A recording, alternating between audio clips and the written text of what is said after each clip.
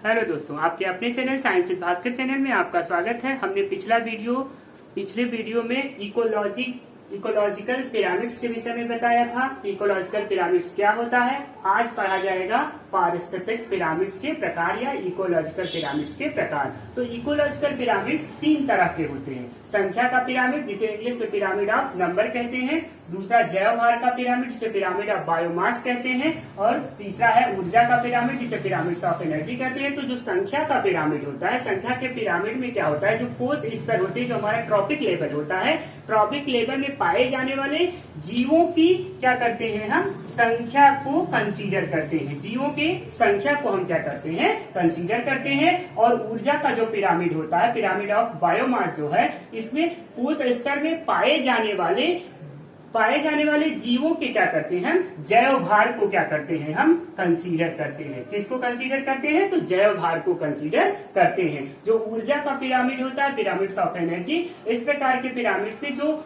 Pyramid में ऊर्जा को क्या करते हैं, हम कंसीडर करते हैं। तो हम किसको कंसीडर करते हैं, ऊर्जा को कंसीडर किया जाता है। यानी पिरामिड्स के जो प्रकार है वो तीन तरह के होते हैं। संख्या का पिरामिड, जैवभार का पिरामिड और ऊर्जा का पिरामिड। जो संख्या का पिरामिड होता है, इसमें जो क्या होता है, कोष स्तर में पाए जाने वाले जीवों की संख्या को क्या किया जाता है, कंसीडर किया जाता है। और जैवभार का पिरामिड क्या होता है, पिरामिड ऑफ बायोमास, इसमें क्या होता है, कोष स्तर में पाए जाने वाले जीवों के जैव भार को क्या किया जाता है, कंसीडर किया जाता है। और ऊर्जा का जो पिरामिड होता है, इस पिरामिड में क्या होता है, ऊर्जा को हम क्या करते हैं, कंसीडर करते हैं।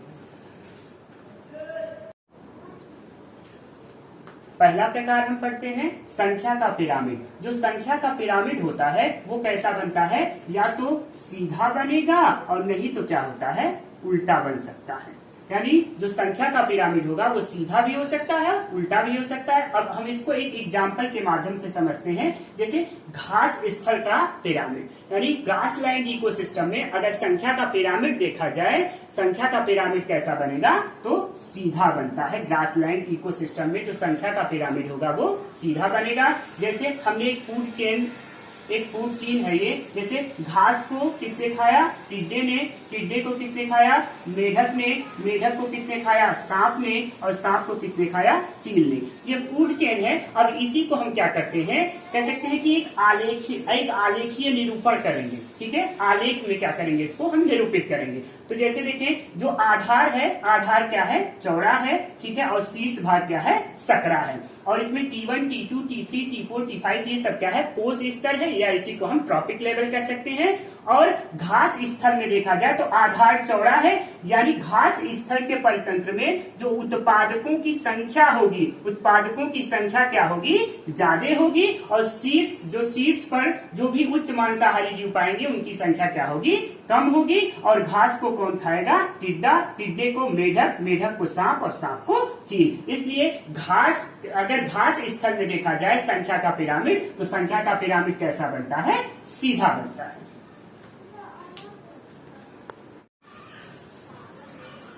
दूसरा एग्जाम्पल करते हैं संख्या के पिरामिड में परजीवी खाद्य श्रृंखला। संख्या का पिरामिड कैसा बनता है, हम आपको बता चुके हैं, सीधा और उल्टा। और सीधे का एग्जाम्पल हम बता चुके हैं ग्रासलैंड इकोसिस्टम में। अब दूसरा उल्टा पढ़ते हैं, उल्टा पिरामिड की एग्जाम्पल पढ़ते हैं, परजीवी खाद्य श्रृंखला, इसी को पैरासिटिक फूड चेन कहते हैं। अगर पैरासिटिक खाद्य श्रृंखला का संख्या पिरामिड में देखा जाए तो उसका पिरामिड कैसा होता है, उल्टा बनता है। जैसे पेड़, अगर कोई पेड़ है, पेड़ के ऊपर जो पक्षी होंगे उनकी संख्या क्या होगी, कम होगी। और पक्षी के ऊपर कौन बैठते हैं, लाइस और बग, कीड़े या छोटी छोटी जीव जंतु कह सकते हैं। और उनके ऊपर कौन पाए जाएंगे, जीवाणु खाकर पैरासाइट्स पाए जाते हैं।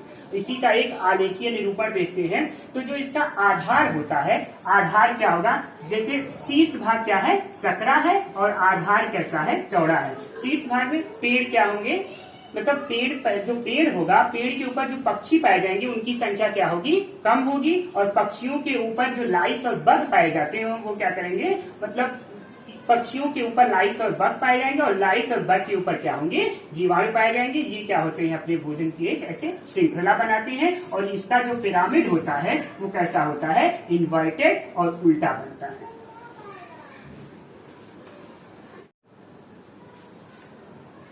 इकोलॉजिकल पिरामिड्स का दूसरा प्रकार पढ़ेंगे, जैव भार का पिरामिड, इंग्लिश में पिरामिड ऑफ बायोमास कहते हैं। इसमें क्या करते हैं, जैव भार में जो पोष स्तर में पाए जाने वाले जो जीव होते हैं उनके जैव भार को हम क्या करते हैं, कंसीडर करते हैं। अब इसका एक एग्जाम्पल देखते हैं घास स्थल का परितंत्र में। घास स्थल के परितंत्र में देखते हैं जैव भार का पिरामिड कैसा बनता है, इंग्लिश में ग्रासलैंड इकोसिस्टम कहते हैं।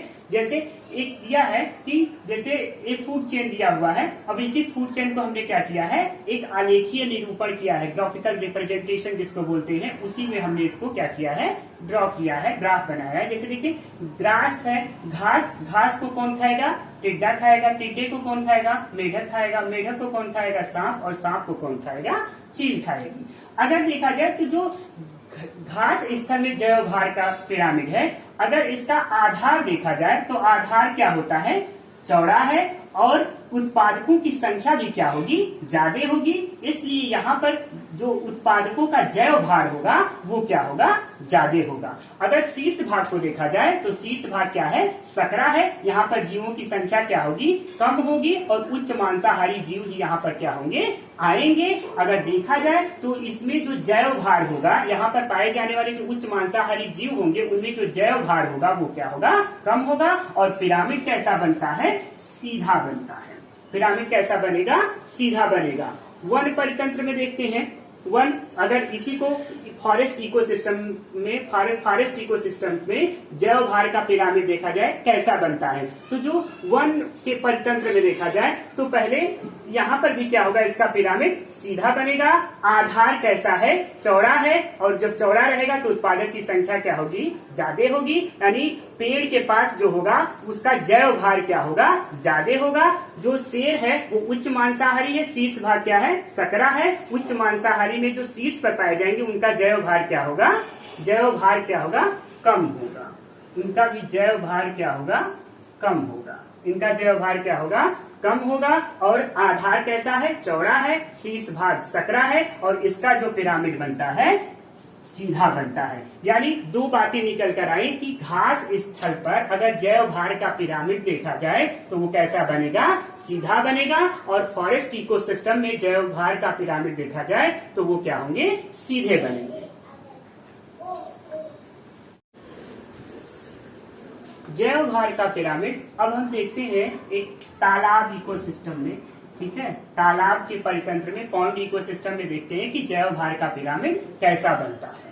तो पॉन्ड इकोसिस्टम में देखा जाए तो पादप प्लावक को कौन खाता है, जंतु प्लावक। जंतु प्लावक को कौन खाती है, छोटी मछली, और छोटी मछली को कौन खाएगी, बड़ी मछली। ये क्या है, एक फूड चेन है। क्या है ये फूड चेन है। अगर हम इसको आलेखीय निरूपण करते हैं तो कुछ इस तरह से आएगा। शीर्ष भाग क्या होगा, सकरा होगा, और आधार कैसा है, ये चौड़ा है।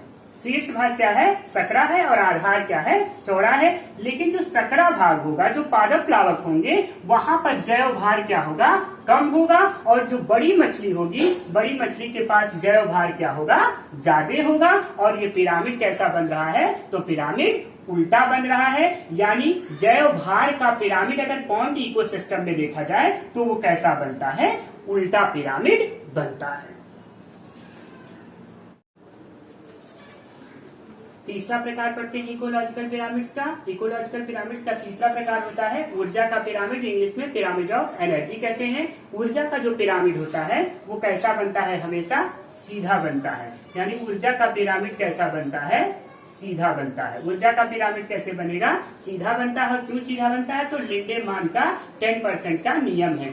लिंडेमैन का जो 10% का नियम है वो कहता है पिछले कोष स्तर से अगले कोष स्तर में क्या होती है, केवल 10% ऊर्जा क्या होती है, 10% ऊर्जा का प्रवाह होता है। शेष जो 90% ऊर्जा होती है, 90% ऊर्जा उष्मा के रूप में श्वसन के दौरान क्या होती है, नष्ट हो जाती है। अर्थात कहने का ये मतलब होता है कि जो हमेशा निचला कोष स्तर होगा, ठीक है, निचले कोष स्तर पर ऊर्जा क्या होगी, ज्यादा होगी, और ऊपर जाते जाते ऊर्जा क्या हो जाती है, कम हो जाती है।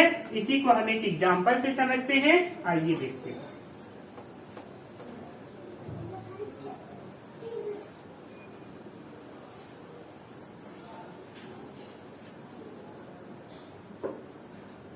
इसे देखते हैं।